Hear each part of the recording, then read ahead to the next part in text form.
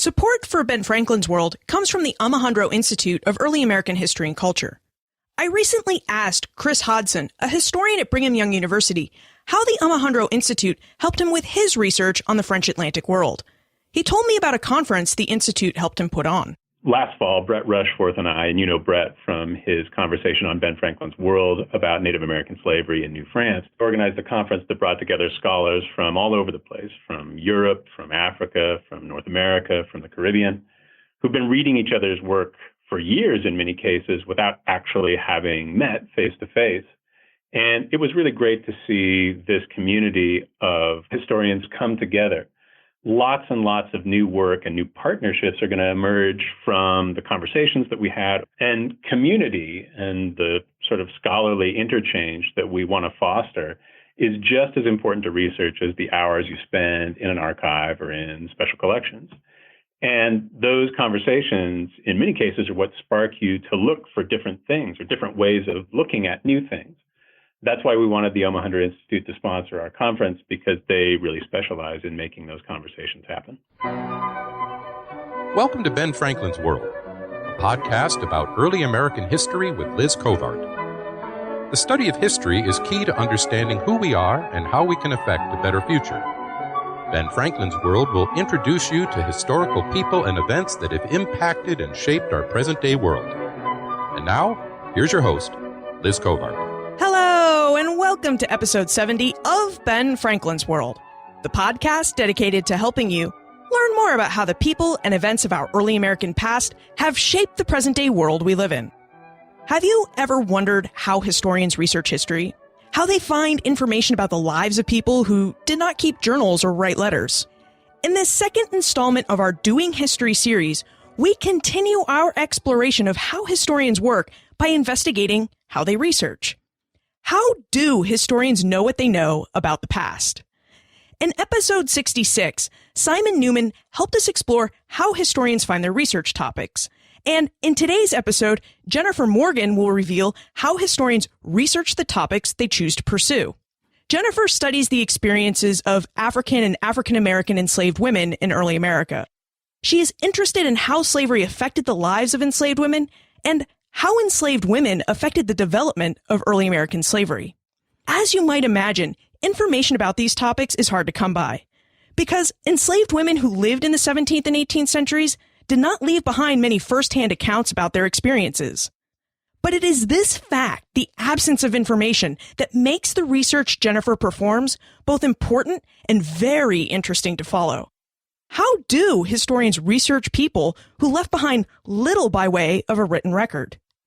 During our conversation, Jennifer reveals information about the daily lives of enslaved African and African American women, how women's reproductive capabilities both impacted early American slavery and the way that African and African American women experienced slavery, and how Jennifer researches and recovers the lives and experiences of enslaved women.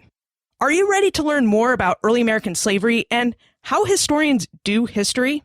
Let's go meet our guest historian.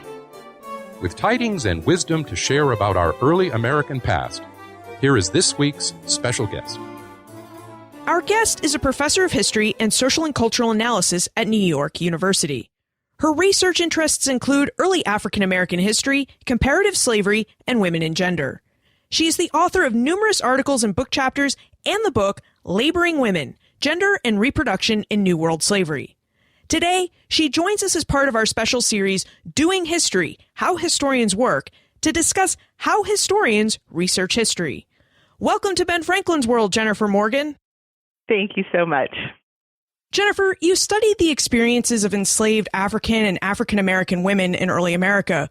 Would you tell us about the lives enslaved women led? I think it's a funny question because it's both very simple and it's very difficult to answer. Enslaved women's lives were defined by the work that they were compelled to do under slavery, which is a simple answer. But the more complicated answer is, of course, that in the colonial period, that work was incredibly varied. Enslaved women and men could be doing a wide range of agricultural work, the work of constructing colonial infrastructure, work on ports, work in hotels and small cities, domestic work, caring for animals, weeding gardens, clearing fields, tending livestock. It was an incredibly wide range of work that enslaved people were compelled to do. It doesn't sound like the traditional work you would find white women doing in early America. I don't think so, although I think that we have to remember that all people in early America were doing things that we might not anticipate them doing. But by the same token, we know from very early on that the work that enslaved women did was particularly difficult and particularly onerous, mostly because it was understood to be work without end. There was no reprieve in the kinds of work that enslaved people were doing. Did the experiences of enslaved women differ from the experiences of enslaved men in any way? Yeah, I think that they did. I mean, enslaved women did work that we might imagine would be more likely to be carried out by men. They did work that involved heavy, repetitive toil, for example, in fields and on farms. But having said that, we know that enslaved women, once a plantation was developed or once a household was developed, were likely to be doing work that we might think of as women's work in household, work around food preparation, work around the care of the sick, work around raising children. But I think that that for most women who were enslaved in colonial America, the work that they did was quite similar to the work that men did.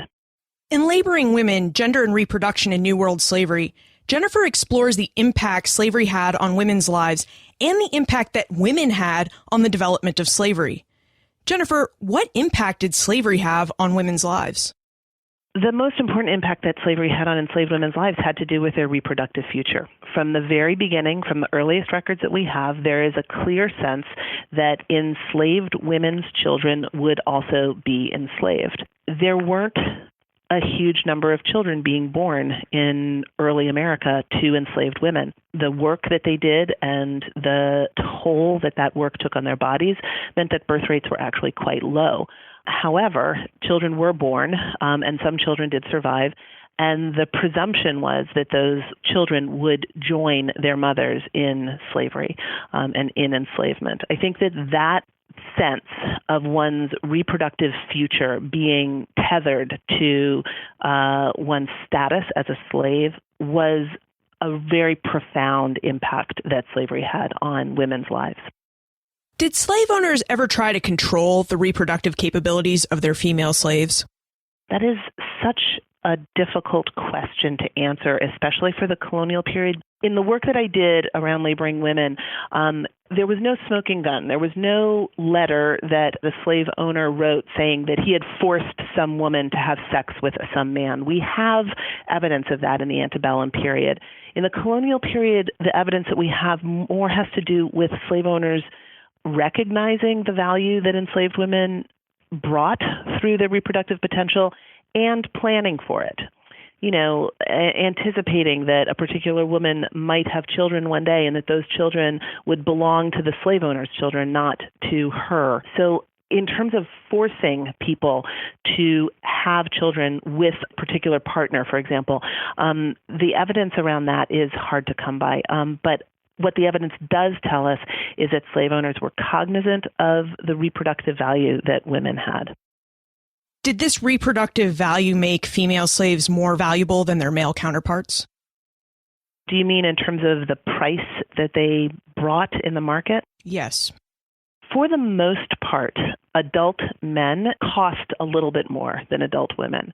So it's a bit of a contradiction because one would imagine that women's reproductive potential would have a tangible value immediately seen in the marketplace. On the other hand, I think that it is also a value that's kind of hard to get to because we know, for example, that there were many women who cost more than some men. Women who were of a certain age and men who were older, or men who were perceived as less strong or in some way sickly would cost less than women. We also see in the purchasing patterns of slave owners an effort in many cases to balance sex ratios, to have the same number of men and women, again, which suggests to me that they understood that children might be born. But in terms of a kind of one-to-one cost ratio, we don't see most women costing as much or more than most men, to put it in kind of awful and stark terms. These really are awful and stark terms. Now that we know more about the impact that slavery had on women's lives, how did women impact the development of slavery? One of the things that I think is hard for us to take into account or to fully understand is that, of course, in the 17th century, in the 16th century, 17th, 18th century, slavery was developing and the relationship between race and slavery was developing. The difference between Atlantic slavery and other slave systems that existed elsewhere in the world had to do with heritability, had to do with the mark of race and racial inheritance. That, to me, is the most crucial impact that women had on the institution of slavery, in that women's reproductive potential made racial slavery legible. It made it make sense to slave owners and, unfortunately, to the enslaved, to understand that this was a status, a condition that was never ending and that was inherited by your children. This was a new way of understanding slavery and enslavement. And I think that in order to make that clear, you needed the bodies of women to articulate that condition. In one of your articles, you discuss how the bodies of women were used to mark the boundaries between European and African societies. Would you tell us a bit more about that? When you look at the travel narratives of early modern European travelers to Africa, there are many ways in which they describe the difference that they see. One of the ways that they do that is by describing enslaved women's bodies. They talk about enslaved women as having monstrous bodies, distended breasts. They talk about enslaved women as giving birth without pain, giving birth in public. They use these descriptions of women as what I would call, and I think you just quoted my words back to me, symbolic boundaries that clarified the difference between Africans and Europeans. That ability of women to allegedly give birth without pain or to nurse a baby while she carried it on her back was a way of saying that African women would keep working, could keep working, despite the fact that they were having babies. In other words, they didn't need the coddling and the rest that European women allegedly needed to recover from childbirth.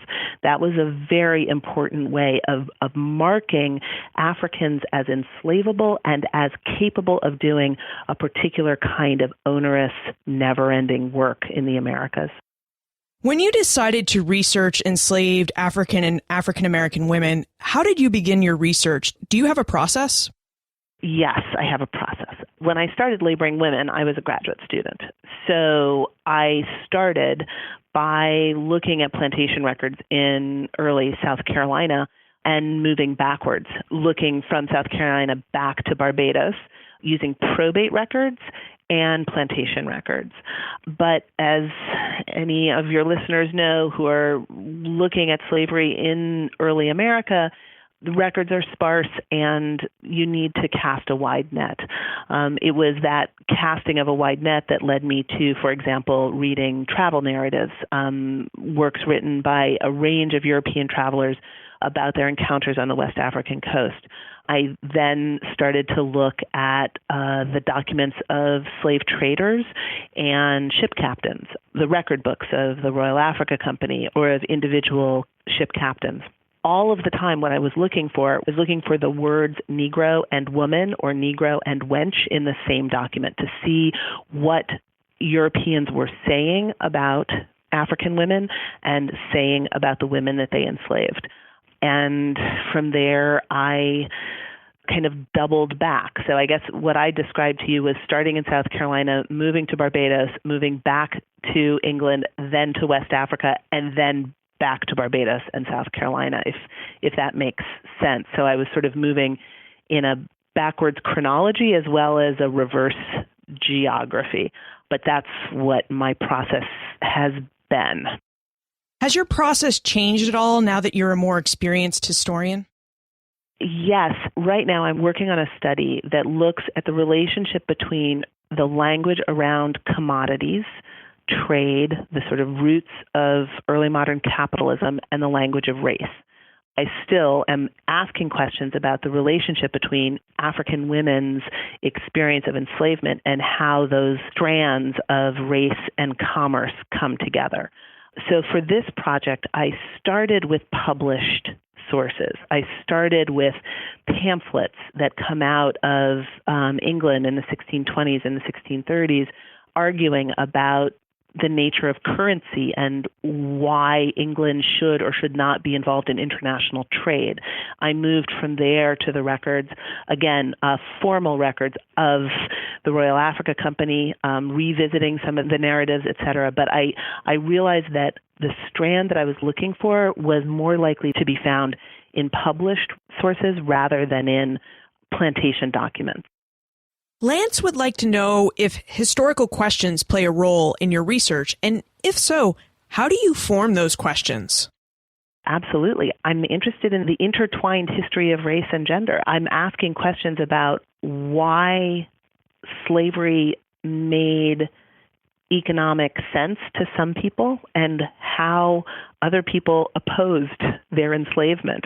My historical question has to do with the formation of the Black Atlantic. How does the Black Atlantic come into being? What is the Black Atlantic? So I think I always have big questions in mind, which I then try to route through the particular experiences of enslaved women. And how do you come by those big questions?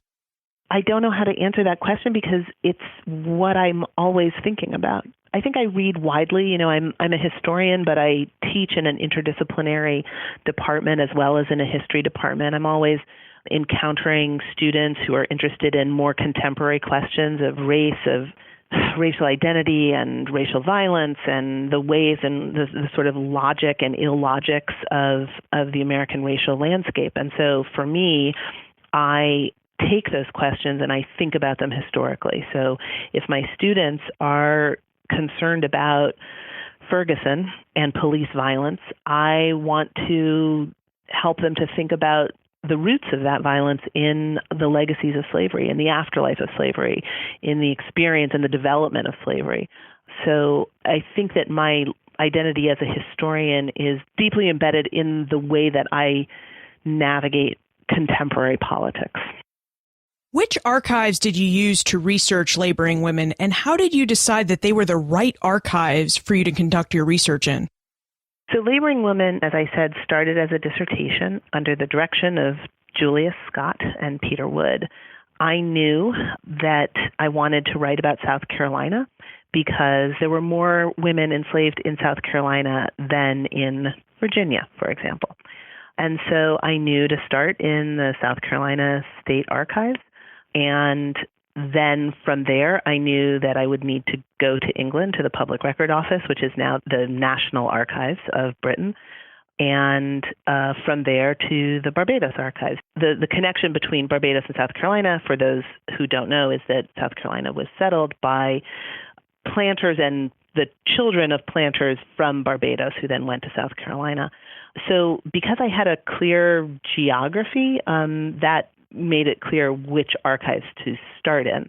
And then again, like once you're in the archive, you realize, oh, I need to go to Charleston to look at the Charleston archives, or I need to go to the Barbados Archives and the Barbados Museum and Historical Society, right? So that you start to track various archives in the locations that you're interested in.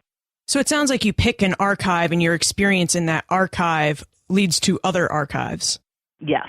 I would say definitely. And, once you're in, I spent a fairly significant amount of time as a graduate student in London in like I said, it used to be the PRO. Now it's called the National Archives.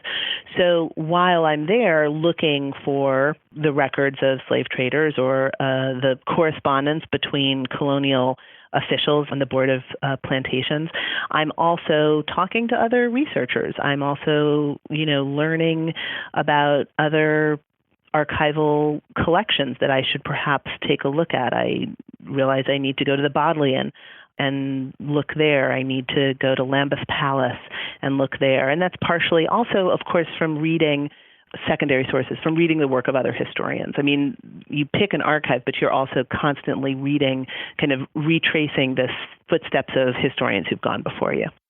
I bet librarians and archivists are also helpful as you try to identify sources in archives. So helpful. Now, here's the thing. I wonder, I started this dissertation in when did I go to the archive? I started graduate school in 1988, so I went to the archive in 91, maybe 90. So I'm not an ancient historian, but I didn't have a huge amount of digital resources at my fingertips. So I relied enormously on archivists. And I wonder if graduate students who are going into the archive now take archivists a little bit more for granted because of the wealth of information that you can access online, that you can, I advise my students, before you go to the archive, you go to their online finding aids. You make the list of things that you want to go and look at so that you arrive at the archive with a really strong sense of what you're after. I couldn't do that quite as well in the late 80s and the early 90s. So I needed the archivist and I needed the librarians much more. I was very, very grateful to have their help. Has the internet changed the way that you research now? Absolutely. I mean, I would be lost without early English books online. The article that you mentioned, The Some Could Suckle Over Their Shoulder, which was drawn, as I said, from published travel narratives.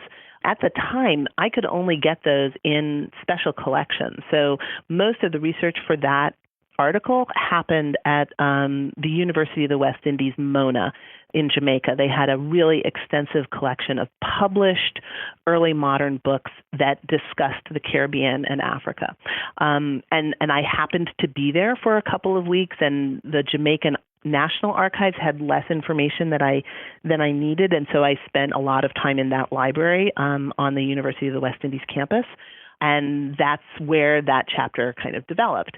Now, today, I could get every single one of those books that I could maybe get in Jamaica, maybe in England. I can get them all online. It makes the research, I think, much more efficient.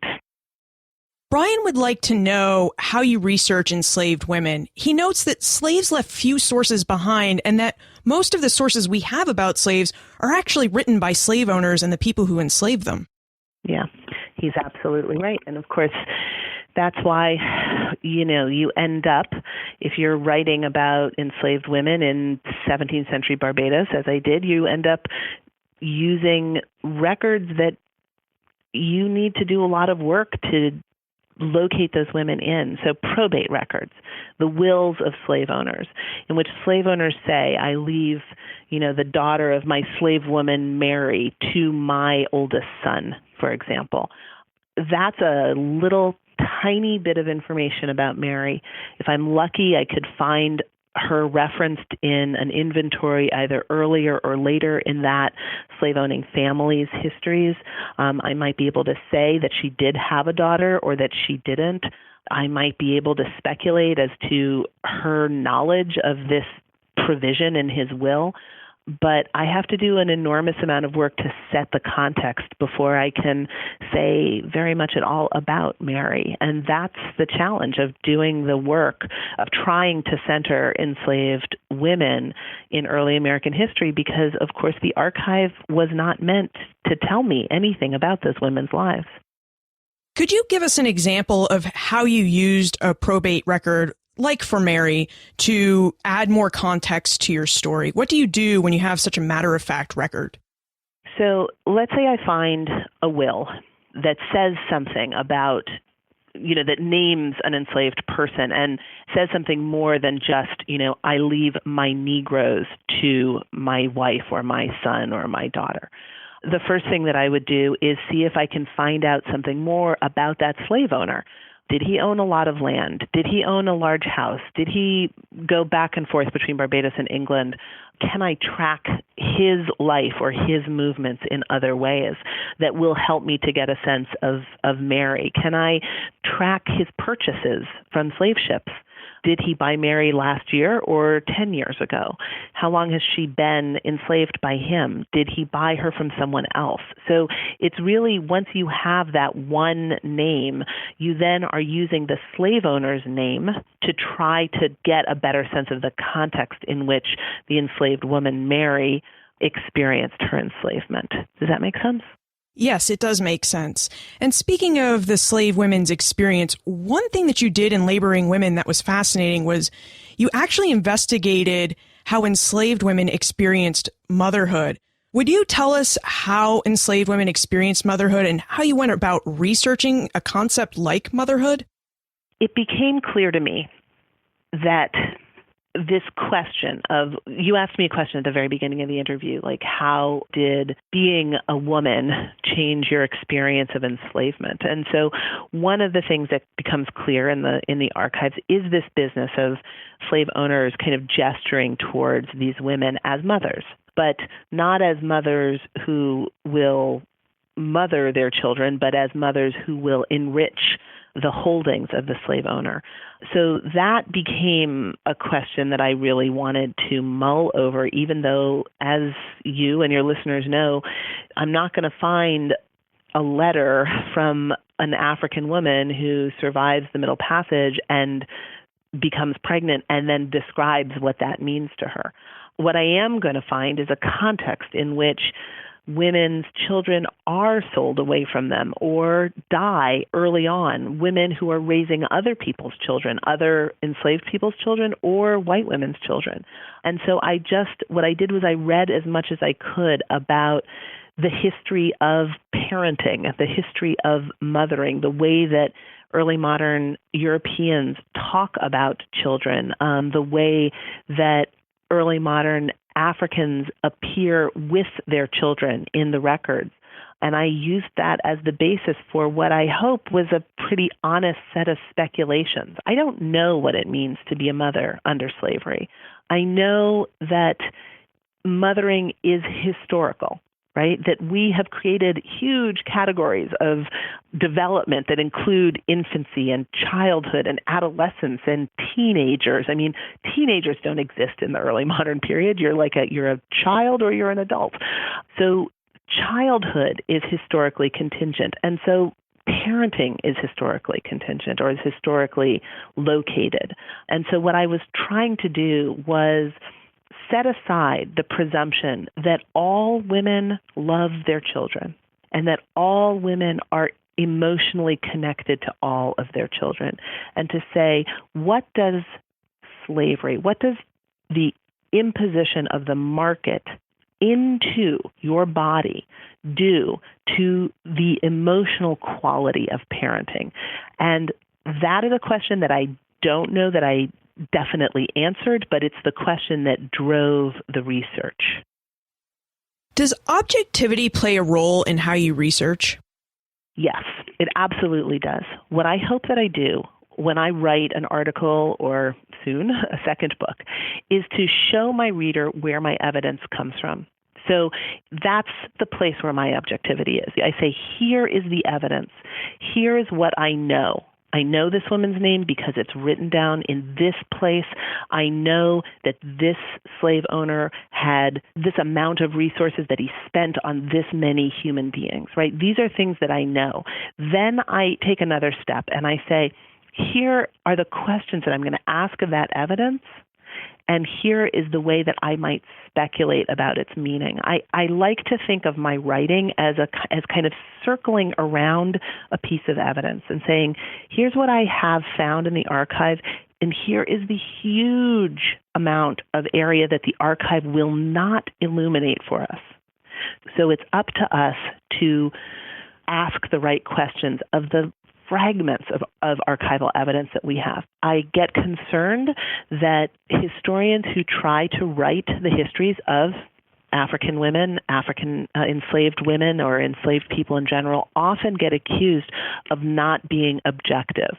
But what I would say is that failing to pose questions that the archive doesn't want to answer is not a problem of objectivity. It's rather a problem of not being a brave enough scholar and not being committed to asking exactly the kind of questions that you want to ask. So I try to be objective in that I try to show my reader what it is that I do know and where my speculative gestures come from. That's the best that I can do.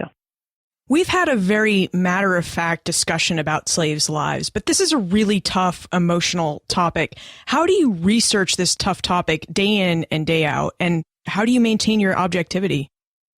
It's hard. I mean, what scholars of slavery are scholars of pain and violence, and teaching about slavery is just a never-ending process of teaching about violence and what violence does to people. And sometimes it's about talking about how people withstand violence and how people respond and maintain a sense of self and a sense of collective future. But it's really hard. And sometimes you've got to take a deep breath and walk outdoors and be reminded of why it's important to tell these stories. But it can be extraordinarily painful, and it can be extraordinarily debilitating. I wouldn't want to be any other kind of a historian, but sometimes it makes me really, really tired. Have you ever become stuck in your research? Oh, yes. Could you tell us about a time that you became stuck when you couldn't find what you were looking for in the archive, but how you also worked around the seeming absence of information? I can say this. As a graduate student, I was trained in a history department at Duke University.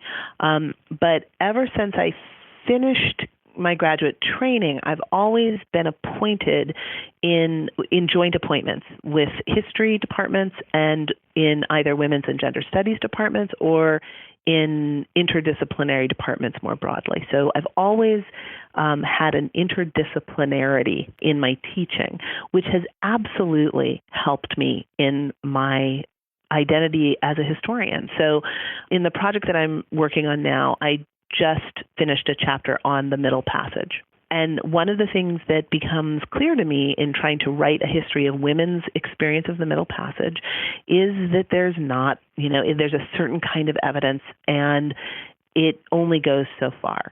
So I wanted to ask, how do you get at the symbolic weight that is the Middle Passage for historians, as well as the actual experience of the Middle Passage? And I turned to a lot of different kinds of sources. I turned to scholars who are poets and visual artists and to art history and to literature, not to stand in for archival evidence, but rather to say, here is another way that I might look at the gaps in my archival evidence.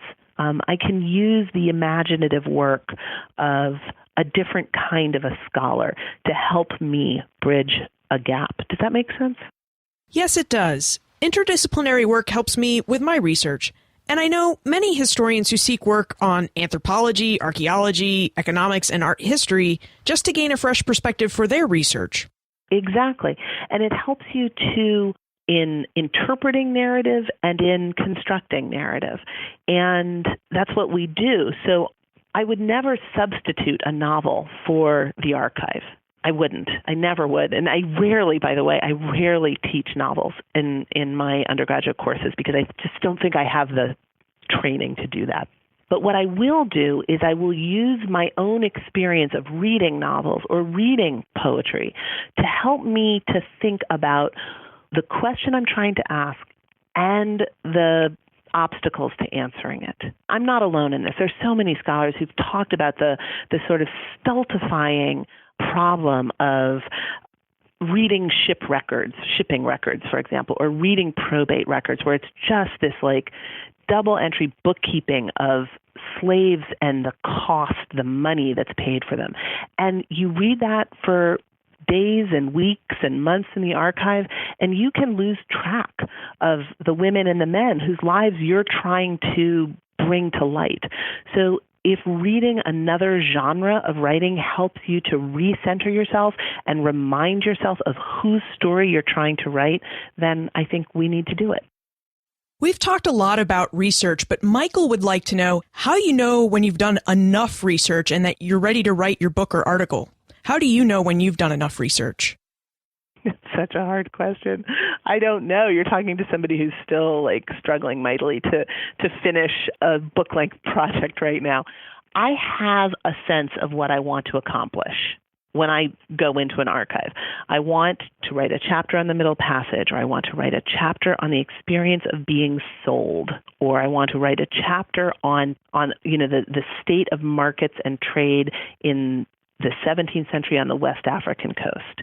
So I have some parameters, and I just stay in the archive and until I feel like I've got a beginning and a middle and an end to that chapter or to that article or to that book. Do you have any research tips or advice about locating archives or conducting research that would be helpful for those of us who are interested in starting research on our own projects? You start by reading the good histories that compel you. So you start with secondary work, whether it's secondary work on the exact time and place that you're interested in writing, or whether it's the historian who's written a study on a different time and place, but that asks the same questions that you do. And you look at their footnotes. What archive did they go to? What archive keeps coming up for the scholar who's writing about the development of plantation economies in colonial Virginia? What questions have been asked and answered, and what questions do you still have? Then you go back to the same archive. It's very rare that you're going to find a piece of evidence that nobody's ever seen or it hasn't been seen in 150 years. That's not very likely. What is likely is that you're going to look at the same probate records that I did, and you're going to see something different. You're going to ask a different question. So you just, you follow in the footsteps of the historians who compel you, and you see what new questions you can bring to that evidence. It's interesting that you mentioned new evidence because that's a perfect transition for the time warp. Normally, this is a fun segment of the show where we ask you a hypothetical history question about what might have happened if something had occurred differently or if someone had acted differently. However, in this time warp, we're going to let you go through time on a time machine.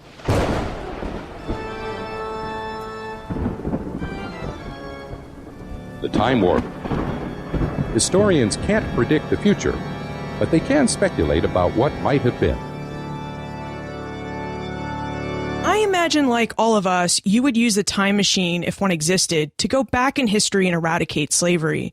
But for the purposes of our investigation on how historians research, if you could travel back in time and ask the people of the past to create a record about the experiences of enslaved African and African American women, what type of record would you ask the people of the past to keep, and what information would that record hold?